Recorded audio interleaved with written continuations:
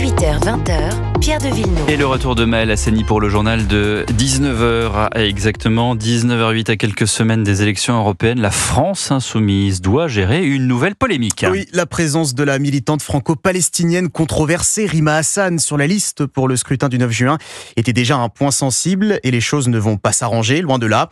La jeune femme de 31 ans est convoquée par la police en audition libre pour apologie du terrorisme.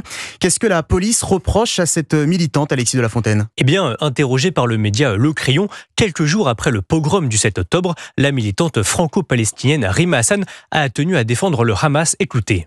Le Hamas mène une action légitime. Vrai. L'État d'Israël a un droit de défense. Faux. Solution à 2 États est possible. Faux. Un discours de soutien aux actions du Hamas que Rima Hassan avait depuis regretté, estimant que ses propos avaient été tronqués.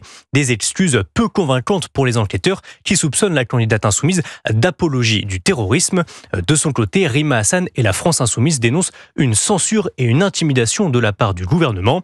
En réalité, le parti de Jean-Luc Mélenchon applique une stratégie de la victimisation mise en place par le leader insoumis depuis que ces conférences sont interdites. Lui crie à la censure, de simples raisons de sécurité, répondent les universités. Alexis de la Fontaine du service politique d'Europe.